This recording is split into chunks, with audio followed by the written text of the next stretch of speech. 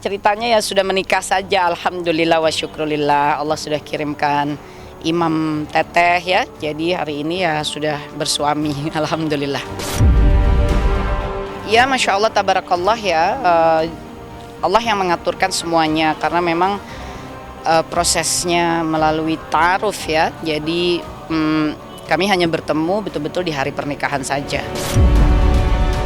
Oh, nggak akan jarak jauh, ya tentu Teteh akan pindah ke New Zealand, tapi kan semuanya butuh proses kan, tinggal di sana kan butuh dokumen-dokumen tinggal, ada kepengurusan, bukan sekedar punya visa berangkat ke sana, ya nggak begitu juga, visa aja ngurusnya juga berminggu-minggu, dan belum tahu izin yang keluar dalam bentuk apa, apakah kunjungan dan sebagainya, tapi pasti tinggal di sana, karena kan istri harus selalu ada dekat dengan suami.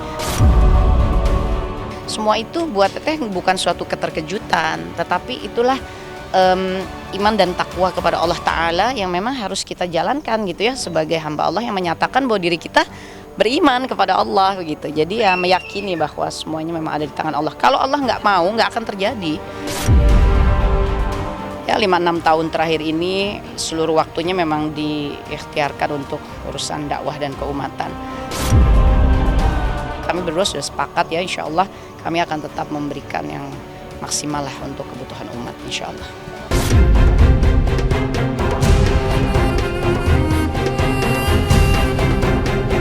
Kabar bahagia kini tengah menyelimuti Peggy Melati Sukma, yang dimana dirinya diketahui sudah resmi menikah lagi dengan seorang imam besar dan juga saintis di New Zealand bernama Reza Abdul Jabbar. Perjalanan cinta Peggy Melati Sukma dan Reza Abdul Jabbar itu hanya melalui proses ta'aruf yang cukup singkat. Keduanya pun baru bertemu untuk pertama kalinya pada hari pernikahan. Memutuskan untuk kembali menyelami bahtera rumah tangga tentu bukan pilihan yang sembarangan bagi Peggy, mengingat dirinya pernah gagal di pernikahan sebelumnya dengan Wisnu Chandra. Terlepas dari itu semua, sosok Peggy Melati Sukma belakangan memang jarang menjadi sorotan setelah lama vakum dari layar kaca tanah air dan memilih untuk lebih fokus dalam profesi barunya sebagai pendakwah. Lantas, seperti apakah kisah perjalanan ta'aruf yang Peggy dan Reza jalani? Dan hal apakah yang membuat Peggy akhirnya mantap untuk berhijrah dan menjadi pendakwah? Saksikan selengkapnya hanya di Cumi Camp In Depth berikut ini. Hai Cumi Lovers, bersama Cumi Camp In Depth kami sajikan kabar lengkap, mendalam dan akurat dari narasumber terpercaya. Dan jangan lupa untuk like, subscribe dan juga share channel YouTube ini. Setelah lama tak terdengar kabar, artis lawas Peggy Melati Sukma tiba-tiba saja muncul membawa kabar mengejutkan sekaligus membahagiakan. Pasalnya, wanita berusia 46 tahun itu mengungkap jika dirinya telah menikah dengan Reza Abdul Jabbar yang merupakan seorang imam besar serta saudagar di New Zealand. Pernikahan tersebut nyatanya bukan yang pertama bagi Peggy dan Reza. Ya, Peggy sebelumnya menikah dengan Wisnu Chandra dan bercerai pada tahun 2011 silam. Sedangkan Reza, istrinya telah meninggal dunia pada tahun 2022 lalu. Setelah menjalani proses ta'aruf dan saling mengetahui jika keduanya memiliki visi dan misi yang sama, Peggy dan Reza pun akhirnya langsung memutuskan untuk menikah. Lantas, seperti apakah pengalaman ta'aruf Peggy? Dan apakah yang membuat Peggy yakin terhadap pilihannya itu? Ya Masya Allah, tabarakallah ya, Allah yang mengaturkan semuanya karena memang prosesnya melalui ta'aruf ya. Jadi kami hanya bertemu betul-betul di hari pernikahan saja karena beliau juga domisili sudah berpuluh tahun ya di New Zealand, semua bisnisnya, usahanya di sana, kemudian juga amanah-amanah dakwahnya ya, baik di Majelis Ulama di New Zealand, Badan Amil Zakat di sana, macam-macam lah amanahnya, Masya Allah ya. Selain juga memang beliau seorang saintis dan semua pendidikannya kan diselesaikan juga di New Zealand. Jadi memang kami tidak pernah bertemu fisik gitu ya. Dan alhamdulillah Allah pertemukan hanya pada saat hari pernikahan itu. Ya alhamdulillah semuanya kami jalankan dengan keyakinan kepada Allah dan Rasulnya. dan hari sebelumnya ketika berkesempatan komunikasi via WhatsApp, masing-masing menyampaikan pertanyaan-pertanyaan dan semua yang kami bicarakan adalah tentang fondasi berumah tangga berdasarkan Quran dan Sunnah, amanah-amanah dakwah, amanah-amanah umat, dan juga membentuk rumah tangga ya, anak-anak untuk menjadi generasi penerus perjuangan Islam. Itu kan harus ada dalam koridor kesepakatan yang sama ya. Jika tidak, tentu nanti akan berat menjalaninya. Dan alhamdulillah dari komunikasi yang kami jalankan via WhatsApp tersebut, lalu juga sempat 1-2 kali voice call gitu ya, diskusinya bertemu, dan tentu saja dijalankan juga lewat proses istikharah. Masya Allah ya, Allah mantapkan dan sudah bertemu di hari pernikahan. Beliau mendarat dari New Zealand dan Teteh juga mendarat dari luar kota karena waktu itu sedang dalam jadwal safari dakwah. Dan 2 jam kemudian kami melaksanakan pernikahan. Alhamdulillah. Karena memang hal tersebut sesuai dengan konsep syar'i kan. Yang paling sesuai dengan konsep syar'i kan yang demikian. Pernikahan jangan dibikin ribet gitu ya. Karena syariatnya juga mudah kan, ada wali, kemudian ada saksi, dan ya sudah ya, ada pihak laki-laki, pihak perempuan dan menikah. Kemudian mahar bagi wanita, dia berhak mendapatkan mahar, tapi yang terbaik adalah yang memudahkan. Jadi ya sudah, mudahkan saja. Sama seperti kita lihat buah ya, apel, satu masih segar, satu udah agak penyot-penyot gitu, pastikan kita pilih yang segar. Artinya kita selalu berusaha memilih yang paling baik ya. Ya tentu yang paling baik bagi kita umat Islam ya yang sesuai dengan Quran dan Sunnah, kan seperti itu ya. Jadi tidak ada beban apa-apa sih bagi Teteh sendiri juga untuk melaksanakannya sesuai dengan Quran dan Sunnah. Ketika ada kesempatan untuk berkomunikasi, diskusinya juga fokus ya kepada basis Quran dan Sunnah, basis perjuangan dakwah, urusan keumatan, kebiasaan-kebiasaan yang selama ini dijalankan ketika kita harus menegakkan amanah dakwah, lalu konsep-konsep berumah tangga karena juga ada anak-anak gitu ya. Dan Masya Allah ya, semuanya bertemu gitu ya, bertemu. Dan memang fondasi beliau kan sangat kuat ya di dalam Quran dan Sunnah, lalu pendidikan keislaman. Tapi orangnya santai banget gitu ya, asik aja gitu, karena mungkin juga sudah puluhan tahun ya berinteraksi dengan dunia barat ya, dan kemudian juga seorang saintis gitu dan pebisnis. Jadi ya pembawaannya juga rileks, dan kalau bahasa kita tuh asik aja gitu ya, sehingga buat kita juga mungkin menggali ilmu dari beliau ya juga mengasyikkan aja gitu ya, dengan karakteristik yang demikian. Dan ini menurut Teteh penting sekali untuk bisa kita kedepankan dalam karakteristik dakwah kita gitu. Maka mungkin hal-hal itu yang kemudian mempertemukan, dan tentu dari Allah Ta'ala keyakinannya hadir setelah istikharah. Nggak ada ceritanya ya sudah menikah saja, alhamdulillah wa syukrulillah. Allah sudah kirimkan imam Teteh ya, jadi hari ini ya sudah bersuami, alhamdulillah. Ya yang paling utama bagi kita kan adalah pendidikan Quran dan Sunnah ya, itu kan yang fondasi. Jadi ya tentu Teteh juga sebagai hamba Allah yang diamanahi dakwah, dan Allah sudah perjalankan Teteh ya ke 21 negara lah di seluruh dunia, termasuk ke New Zealand. Teteh sudah pernah melaksanakan amanah dakwah keliling Australia dan New Zealand, keliling Amerika, keliling Eropa ya, juga di negara-negara Islam ya, seperti di Qatar, di Dubai dan lain-lain. Artinya pengalaman-pengalaman itu memang mengajarkan kepada Teteh bahwa seyogianya ketika kita memasuki wilayah-wilayah tertentu untuk misi dakwah, kita harus mengenali siapa ulama-ulamanya yang berada di sana. Khususnya jika ada ulama yang asalnya sebetulnya Indonesia tapi sudah lama bermukim di sana. Dan Teteh pasti mengenali sosok beliau ya, mengenal ya pasti tahulah karena beliau di sana ya ulama begitu ya. Dan ketika kita melaksanakan dakwah di negeri yang minoritas, pasti kan kita harus mencari lingkungan kita gitu, walaupun belum pernah berjumpa ya. Tapi kalau tadi ditanya suami orang yang pendidikan dan sebagainya, ya pasti kan sudah pernah tahu, sudah pernah dengar gitu. Jadi sebetulnya tidak ada keterkejutan apa-apa, termasuk soal proses ta'aruf yang sangat singkat, pertemuan yang hanya baru terjadi pada hari pernikahan. Semua itu buat Teteh bukan suatu keterkejutan, tetapi itulah iman dan takwa kepada Allah Ta'ala yang memang harus kita jalankan gitu ya, sebagai hamba Allah yang menyatakan bahwa diri kita beriman kepada Allah begitu. Jadi ya meyakini bahwa semuanya memang ada di tangan Allah. Kalau Allah nggak mau, nggak akan terjadi. Ya walaupun kemarin misalnya ada kesempatan untuk taruh via WhatsApp, ada kesempatan 1-2 kali berbicara di telepon. Tapi kalau Allah tidak menginginkannya, ya itu hanya akan jadi proses perjalanan yang merupakan pembelajaran di dalam hidup kita. Tapi nikahnya mungkin nggak jadi gitu. Ya kan tentu selama perjalanan Teteh selama ini kan juga ya bukan berarti hanya baru kali ini kan ada yang mengajukan menikah gitu ya. Tapi kan memang Allah belum menginginkannya untuk terjadi, ya tidak terjadi. Ya, jadi sama-sama nyari yang, kalau bahasanya gini, Anda nyari imbangnya Anda gitu ya. Ya. Nyari imbangnya nih.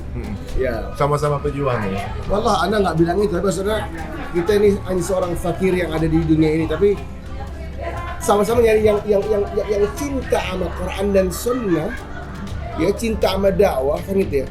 Pengen nyari imbangnya. Kita pengen cari seorang pendamping yang bisa memberikan kita kekuatan baru, ya, ketenangan hidup. Dan bahasanya, kalau bahasanya Allah Rabbul Alamin, qurrata ayunin itu, the coolness to your eyes. Ya, di dalam Islam kan kita diberi ya oleh Allah kesempatan untuk melakukan istikharah gitu kan ya. Jadi tadi sampaikan ya, tadi juga akan melakukan istikharah. Insya Allah mudah-mudahan Allah kuatkan kita. Nah after itu ternyata beliau nyampaikan, ini udah kayak misal lusanya gitu ya, nyampaikan bahwa ada jadwal akan ke Indonesia ada untuk conference kan. Kapan tadi ya? Akbar. Ya. Ada conference. Jadi kayak ada momen lah ya gitu. Iya, Ya. ada beberapa hari gitu kan mau di Indonesia. Qadarullah, waktu beliau nyampaikan itu, di momentum beliau ada di Indonesia, di momentum itu Teteh lagi safari dakwah. Jadi kayak ada 8 hari. 8 hari Teteh mesti safari dakwah ke Jambi sama ke Batam. Jadi I will not be there gitu Teteh bilang. Tapi kita berdua sama-sama yakin gini, udah bismillah. Kita berserah Kalau sama dia Allah. baik ini, kalau dia memang rezeki, ini nggak ketukar. Allah pasti akan aturkan. Jadi kita Secara matematika manusia nggak nemu deh. Anda ini kan all my degrees are science, man. Tapi in this case you have to understand, all your science in the world, it means nothing Ya. if it's not the decree of Allah. Usai memberikan konfirmasi jika dirinya telah resmi menikah dengan pria yang berdomisili di New Zealand, wanita kelahiran Cirebon, Jawa Barat itu pun turut membeberkan jika dalam waktu dekat dirinya akan pindah dan menetap di New Zealand untuk mengikuti suaminya. Ya, Peggy diketahui tengah mengurus semua dokumen agar bisa segera terbang ke sana. Namun, meskipun akan menetap di negara tersebut, Peggy nyatanya masih akan rutin terbang ke Indonesia untuk menjalani tugasnya sebagai pendakwah. Keputusan Peggy yang kelak akan bolak-balik ke Indonesia untuk bertausiah nyatanya sangat didukung oleh sang suami, mengingat keduanya memiliki tujuan yang sama dalam menyebarluaskan ajaran Islam. Lantas, sudah sejauh manakah proses Peggy untuk segera menetap di New Zealand? Dan seperti apakah dukungan sang suami akan keputusan Peggy yang masih akan sering terbang ke Indonesia untuk berdakwah? Oh, nggak akan jarak jauh. Ya tentu Teteh akan pindah ke New Zealand. Tapi kan semuanya butuh proses kan. Tinggal di sana kan butuh dokumen-dokumen tinggal, ada kepengurusan. Bukan sekedar punya visa berangkat ke sana, ya nggak begitu juga. Visa aja ngurusnya juga berminggu-minggu dan belum tahu izinnya yang keluar dalam bentuk apa, apakah kunjungan dan sebagainya. Tapi pasti tinggal di sana karena kan istri harus selalu ada dekat dengan suami, terkecuali memang ada kondisi-kondisi emergency yang memang secara syariat membolehkan untuk berpisah sementara. Nah seperti kondisi sekarang kan ini emergency ya, karena memang kami juga proses pendekatannya sangat singkat, ta'arufnya singkat, langsung menikah, dan beliau hanya ada waktu beberapa hari sehingga kemudian harus segera kembali ke sana. Baru sekarang Teteh mulai mengurus kan dokumen-dokumen izin untuk ke sana, visa, dan kemudian nanti pun di sana ya karena domisili di sana tentu juga harus mengurus dokumen pernikahan di sana dan seterusnya gitu ya. Jadi ya semuanya butuh proses pasti. Jadi ini bukan LDR, bukan long distance relation, bukan, tapi proses yang sedang dijalani. Tinggalnya insya Allah ya tentu akan di New Zealand. Ya insya Allah secepatnya.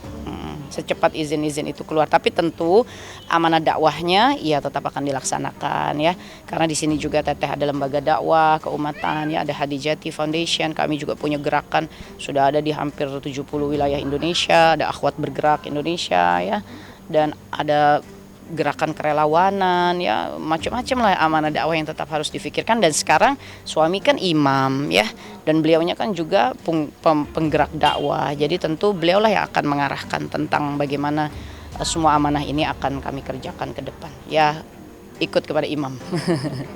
Ya kan tentu ada jadwal rutin ke Indonesia, pasti kan begitu ya. Jadi ya kangennya insya Allah akan terobati, dan juga kan tentu kami mengundang ya kepada saudara-saudara ya sesama muslimin muslimah, dan juga sesiapapun yang ingin belajar ya tentang pertanian, peternakan, apalagi misalkan produk-produk berbasis pertanian peternakan, tentu dari negeri seperti New Zealand itu kan salah satu yang terbaik di dunia. Jadi suami juga sangat membuka tangan kepada siapapun yang ingin belajar, ya silahkan, bismillah ya, bisa datang ya, insya Allah semampu kami lah melayani saudara-saudara muslimin muslimah dan juga sesiapapun yang ingin berinteraksi, mengambil pelajaran, walaupun kami ini bukan orang-orang yang dianggap berilmu hebat, astagfirullah ya, tentu tidak. Tapi apa yang kami bisa, kami berdua sudah sepakat ya, insya Allah kami akan tetap memberikan yang maksimal lah untuk kebutuhan umat, insya Allah.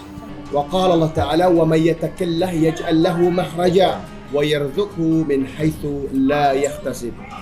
Tawakal aja lah. Kalau Allah kasih kita ujian, itu bukan karena Allah tidak ingin yang terbaik bagi kita. Semua yang paling baik. Tawakal kepada Allah ya. Mudah-mudahan kita ridha dengan apapun yang Allah berikan dengan kita. Bersabarlah, Allah akan kasih kita jalan keluarnya dari pintu-pintu yang kita nggak pernah tahu dia ada. Dan itu kan janji Allah ya. Janji Allah kalau dari yang abang sampaikan, pertama kita kembali dulu ke konsep dunia ini tempatnya apa, kan gitu ya. Dunia darul imtihan, dunia kan memang tempatnya ujian. Senang kita ujian, susah kita ujian gitu. Jadi we have to be ready as a Muslim. Kita harus hidup dengan konsepnya Quran dan Sunnah. Kalau Allah udah bilang dunia ini tempatnya ujian, maka ya kita harus hidup dengan itu gitu ya. Itu yang pertama. Nah, menghadapi itu dengan apa? Senang kita mesti sabar, susah kita mesti sabar. Senang kalau nggak sabar kita bisa lalai daripada Allah Ta'ala. Susah kalau nggak sabar kita bisa jadi kufur. Kita punya konsep yang namanya Quran dan Sunnah. Jangan cari konsep lain. Iya. Jangan, don't be creative gitu ya. Wah, kayaknya begini ya, enggak. Cukup apa yang Allah dan Nabi-Nya sallallahu alaihi wasallam tinggalkan, maka dia cukup berkata. Yakhfi, cukup.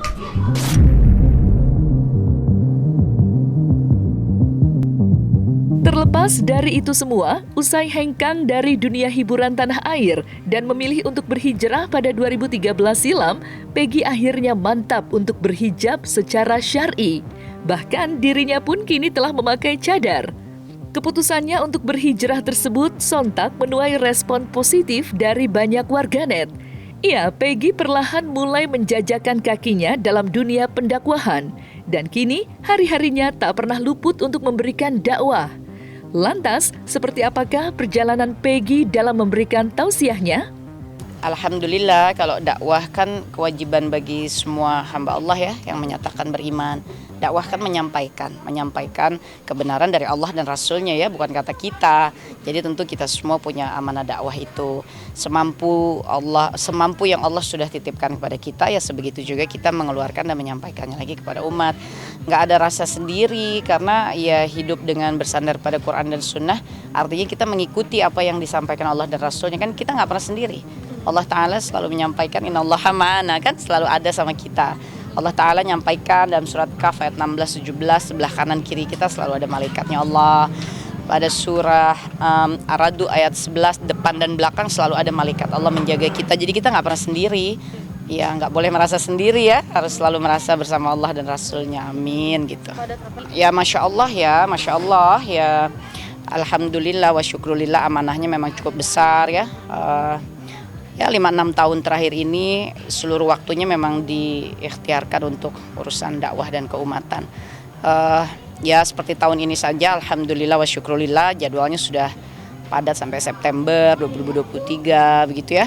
Dan tahun lalu juga ya penuh ya, dan selama ini juga Allah kelilingkan bukan hanya di Indonesia ya, tapi juga di berbagai wilayah dunia, berkeliling terus ya ke berbagai negara untuk misi dakwah, untuk misi kemanusiaan. Di Indonesia juga ke berbagai pelosok ya, ada wilayah-wilayah Indonesia Timur yang sudah puluhan tahun tidak ada misi-misi dakwah, sehingga kita harus mengikhtiarkan di generasi kita ini agar tersentuh lagi oleh dakwah ya. Jadi ya memang bekerja. Seperti kawan-kawan bekerja mengejar berita, ini juga bekerja untuk umat, ya menyampaikan urusan agama Allah. Ya semua kita bekerja dengan harapan apa yang kita kerjakan bisa menolong kita nanti di hari penghisaban. Kan harapannya cuma gitu aja. Ya. Selesai sudah Cumi Lovers bersama Cumi Camp In Depth. Kabar lengkap, mendalam, dan akurat dari narasumber terpercaya. Dan jangan lupa untuk like, subscribe, dan juga share channel YouTube Cumi Cumi.